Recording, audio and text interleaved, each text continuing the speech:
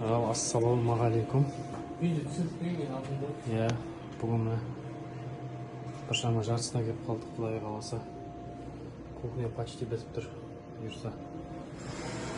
Мынау зал. Сәкірдің бәрі залына бастадық. Вот процесс осылай жүріп жатыр.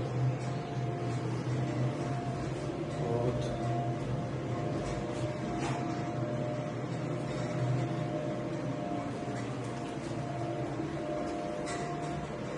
Бізде қаласа потолок бәрін істемат етіп жатық.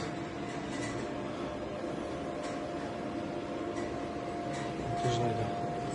Натяжный бұға қалса заңыма новыйдан болады. Құдай қаласа.